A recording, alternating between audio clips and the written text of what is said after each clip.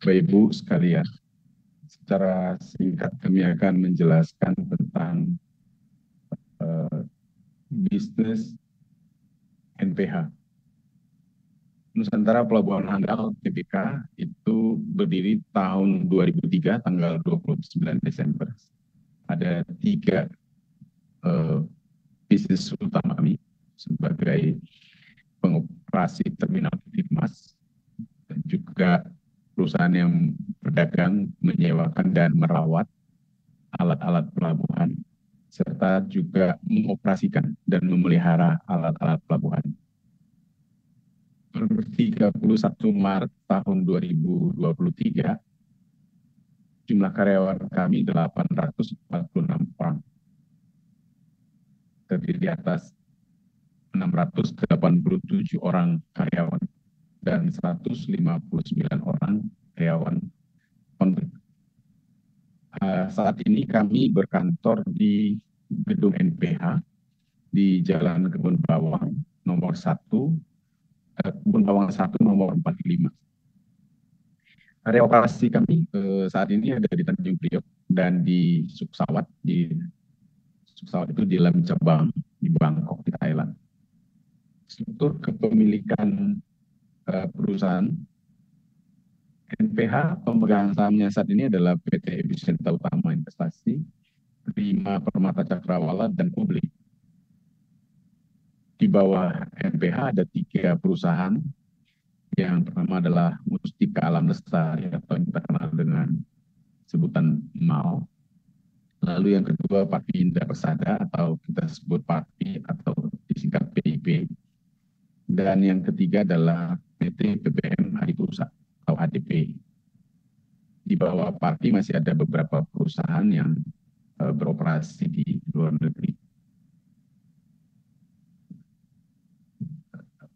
Secara perusahaan, kami mulai dari tahun 2003. Saat itu nama perusahaannya Karisma Mutiara Agung. Lalu pada tahun 2004, NPH mengambil alih saham Mustika Alam Lestari. Jadi Karisma Mutiara Agung itu berganti nama nantinya menjadi NPH. Jadi supaya Bapak Ibu nggak bingung, saya langsung pakai nama NPH saja tahun 2004. Dan tahun 2014, NPH mengakuisisi mayoritas saham PT PBM Adipursa di bulan Maret tahun 2014.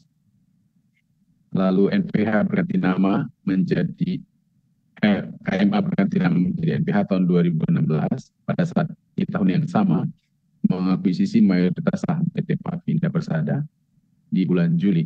Jadi tadi Adipursa, sekarang Parvi Indah Persada. Nah, pada tahun 2017, NPH mencatatkan saham perdananya di Bursa Efek Indonesia pada tanggal 16 Maret 2017. Tahun 2018, NPH meresmikan gedung NPH di Tanjung Priok dan kantor operasional yang di Cabang Tanjung Priok kita pindahkan. Kantor pusatnya yang dari Sudirman kita pindah ke Tanjung Priok. Dan tahun 2019 NPH meningkatkan kepemilikan saham dari perusahaan menjadi 83,34%. Ya. Nah, bisnis utamanya NPH itu satu terminal operation, mengoperasikan terminal peti kemas. Yang kedua itu mengoperasikan dan memelihara peralatan pelabuhan, itu lewat perusahaan Parvi Indah Persada. Dan yang ketiga trading dan engineering. Trading dan engineering ini juga dilakukan oleh PT Parvi Indah Persada. Lokasi terminal peti kemas NPH sekarang ada di Tanjung Priok.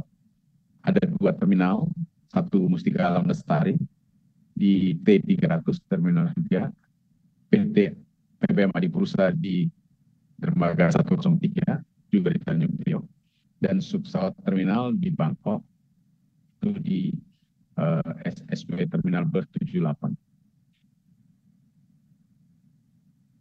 Bisnis terminal peti kemas pada dasarnya bisnis inventory, jadi memulai bongkar muat dari kapal, lalu mengirim barang peti kemasnya ke lapangan, dan di lapangan dibongkar muat oleh alat pelabuhan namanya RTG. Lalu nanti nanti melayani permintaan dari customer untuk bongkar muat alat, ada yang untuk receiving yang akan dikirim dimuat ke kapal, ada yang untuk diambil oleh pemilik barang. Nah, keberhasilan kegiatan bongkar muat dan dikemas itu sangat bergantung pada perencanaan bongkar muat kapal dan alokasi lapangan. Yang sering terjadi kalau perencanaannya tidak baik, maka akan terjadi kemacetan di lapangan.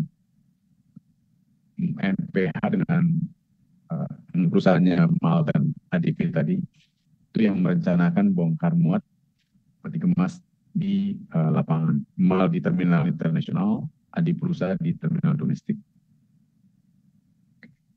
Visi NPH menjadi pemain global di bisnis pelabuhan yang dikenal lewat reputasinya dalam menghadirkan solusi yang inovatif. Misi kami memberikan pelayanan dengan produktivitas yang tinggi dan harga yang tepat kepada pelanggan. Pelanggan kami adalah penerbit kemas dan kargo melalui penyediaan sumber daya manusia yang kompeten dan lingkungan kerja yang aman dan sehat dalam rangka meningkatkan nilai perusahaan bagi pemegang saham, pekerja, dan lingkungan. Kami menetapkan sederetan nilai-nilai values NPH, yaitu teamwork, kerjasama, humble, sikap rendah hati, integrity, menjaga integritas, safety first, mengutamakan keselamatan kerja, disiplin, lalu berorientasi pada customer oriented, serta clean and neat, menjaga kebersihan dan kerapian. Kinerja perseroan untuk tahun 2003 kuartal 1 akan disampaikan oleh Bu Lina. Silakan Bu Lina.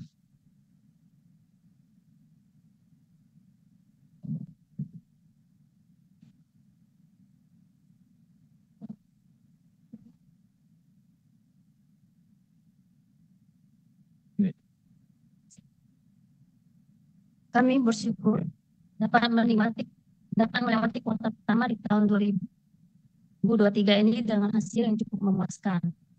Aktivitas bongkar muat di terminal kami masih stabil jika dibandingkan dengan periode yang sama di tahun 2022.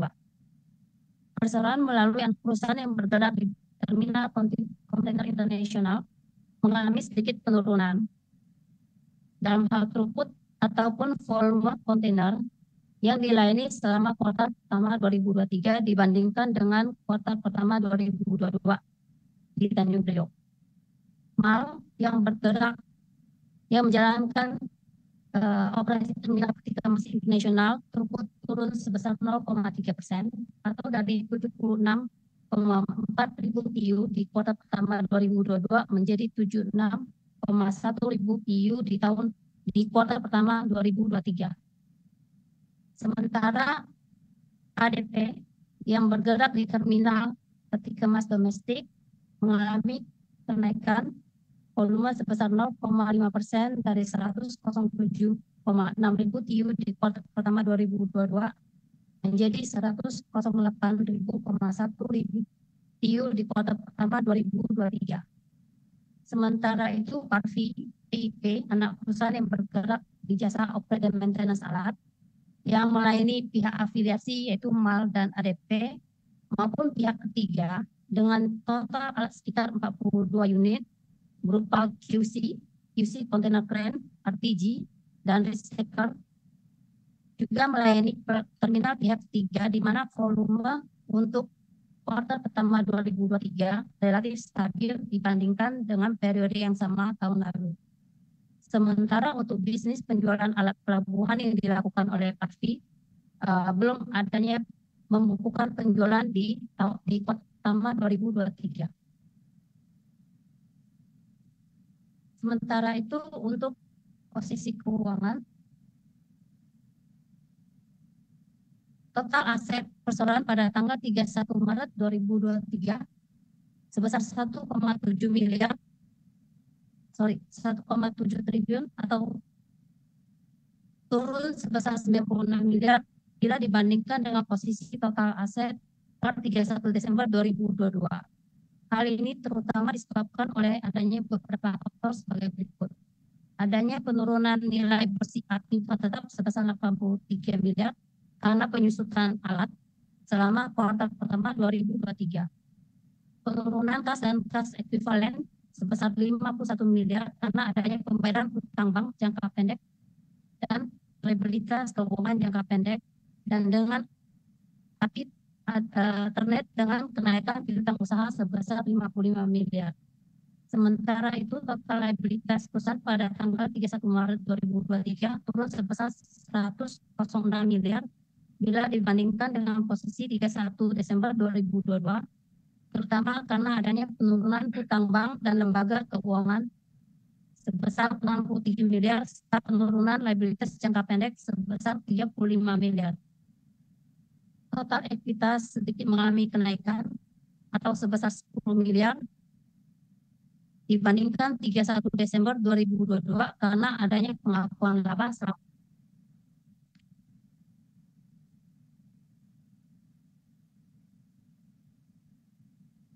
untuk posisi laba rugi. Total pendapatan bersih di kuartal pertama 2023 mengalami peningkatan sebesar 7% atau sebesar 19 miliar dibandingkan dengan kuartal pertama 2022, terutama ada kontribusi dari kenaikan tarif adik usaha di terminal domestik sejak pertengahan September 2022. Dari sisi laba bruto mengalami peningkatan sebesar 9 miliar. Ini adalah impact dari kenaikan pendapatan di adik usaha yang tadi saya sebutkan. Sementara itu untuk bottom line laporan laba bersih secara keseluruhan adanya kenaikan sebesar sekitar 20 miliar dari 6 miliar menjadi 26 miliar di kuartal pertama 2023. Dari sisi rasio keuangan, Perseroan memiliki rasio lancar yang sangat baik, di mana perbandingan antara total aset lancar dibandingkan dengan total liabilitas jangka pendek berada di level 3,4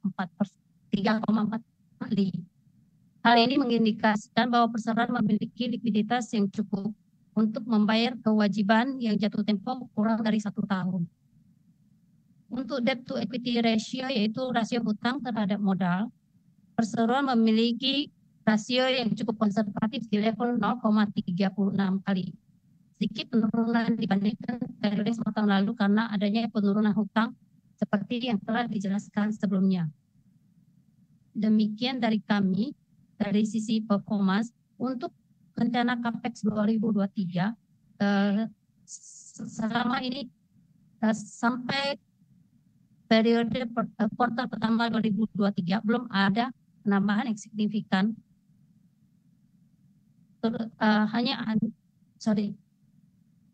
Tidak ada penambahan yang signifikan selama kuartal pertama 2023 karena adanya penundaan spending CAPEX untuk tahun 2023. Demikian dari saya. Baik, terima kasih Bu Lina. Penjelasan tambahan tentang pengelolaan SDM tadi sudah kami sampaikan tentang values, dan untuk kuartal 1 tahun 2023 jumlah karyawan kita lebih rendah sedikit dibanding kuartal 1 tahun lalu karena ada beberapa karyawan yang menjalani masa pensiun, masuk masa pensiun, dan kita bisa melakukan beberapa sistematis improvement di sistem digitalisasi dan lain-lain sehingga ada penghematan pekerjaan. Jadi kita tidak menambah, beberapa tidak kita ganti. Lalu turnover rate masih berkisar di antara untuk kuartal 1 tahun 2023 secara total masih di bawah 0,5%. Ini termasuk bagus karena sekarang turnover rate perusahaan rata-rata ada di atas 10% untuk industri. Baik, itu saja yang bisa kita jelaskan secara singkat.